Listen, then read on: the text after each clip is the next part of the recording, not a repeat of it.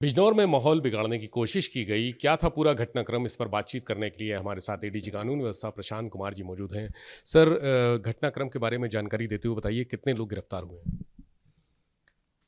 कल अपराह्न में ये सूचना मिली थी कि थाना शेरकोट जनपद बिजनौर में एक मज़ार को क्षति पहुंचाई गई है तथा वहां कुछ चादर इत्यादि जलाए गए हैं।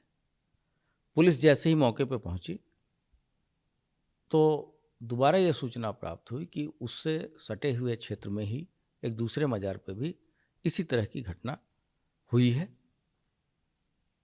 इस पे वहाँ लोकल अभिसूचना तंत्र को सक्रिय किया गया तथा लोकल जो हमारे पीस कमेटी के मेंबर्स थे उनको लेते हुए दोनों जगहों का स्थलीय निरीक्षण किया गया। ये भी प्रकार रूमर्स उड़ रहे थे कि धार्मिक ग्रंथ को भी क्षति पहुंची है, तो ये लोगों को दिखाया गया, बताया गया कि धार्मिक ग्रंथों को कोई क्षति नहीं पहुंची है। और वहाँ जो सूचनाएं मिली उसके आधार पर दो व्यक्तियों की तत्काल गिरफ्तारी की गई, जिनका नाम कमाल और आदिल था, जिसमें से एक व्यक्ति ने एक भगवे रंग का साफा बांध रखा था। ये दोनों सगे भाई हैं। कल जबकि कांवड़ का मेला सबसे अत्यधिक भीड़ थी और लोग जल हरिद्वार से लेके अपने गंतव्य स्थान तक जा रहे थे, ऐसी स्थिति में मज़ारों को क्षति पहुंचाना तथा वहाँ की चादरों में आग लगाना यह दर्शाता है कि इनके द्वारा प्रदेश के सांप्रदायिक सौहार्द को बिगाड़ने की कोशिश की गई।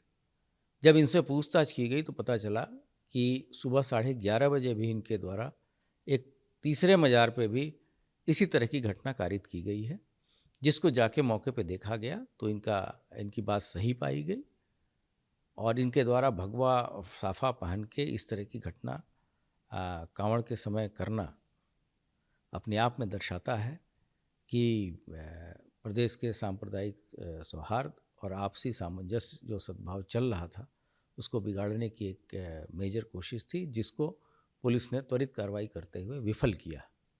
कौन लोग हैं सर इसके पीछे? कोई शरारती तत्व हैं, आतंकवादी संगठन हैं या राजनीतिक लोग?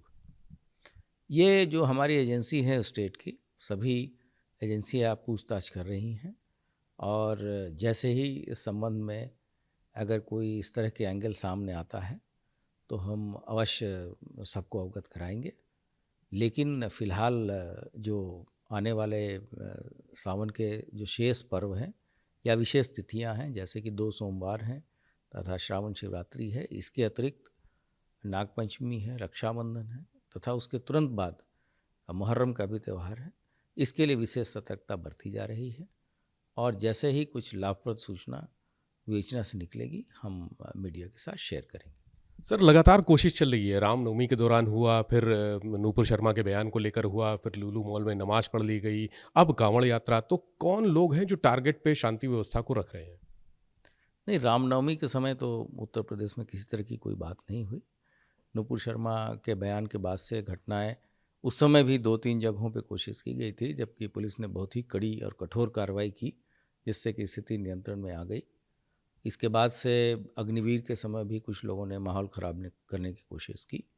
तो लगातार इस तरह के असामाजिक तत्व हैं जो कि समय समय पे यहाँ का माहौल ख़राब करना चाहते हैं। लेकिन आपने देखा होगा कि पुलिस ने प्रत्येक बार इनके अटेम्प्ट को विफल किया है तथा बहुत ही त्वरित कार्रवाई करते हुए चीज़ों को नियंत्रित किया है। अब आगे सावधानी के रूप में क्या निर्देश दिए गए हैं? पुलिस व्यवस्था सुधारी गई है, कुछ और मजबूत की गई है, कोई और टेक्नोलॉजी लाई गई है? नहीं, हमारी तो सतर्कता इतनी अधिक थी कि जिसके कारण आपने देखा होगा कि कल जैसे ही घटना की सूचना आई और लगभग आधे घंटे के अंदर ही हमारा पहला रिस्पांस आ गया था और जो फैक्चुअल पोजीशन हम लोगों ने क्लियर किया था और देर रात्रि तक हम लोगों ने पूरी तरीके से मीडिया और पब्लिक को ये चीज़ें बता दी थी कि किन व्यक्तियों द्वारा ऐसी घटनाएं कारित की गई। सर, ये भगवा पहन कर जाने के पीछे क्या कोई खास उद्देश्य? अभी जो फैक्चुअल पोजीशन है वो बताई गई है और अगर कोई इस तरह की कॉन्स्पिरेसी एंगल होगा तो उसको हम अवश्य ही मीडिया के साथ शेयर करेंगे।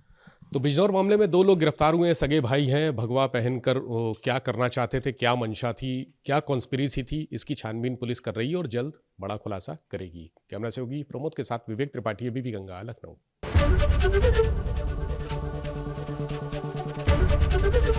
एबीपी गंगा, खबर आपकी, जुबान आपकी।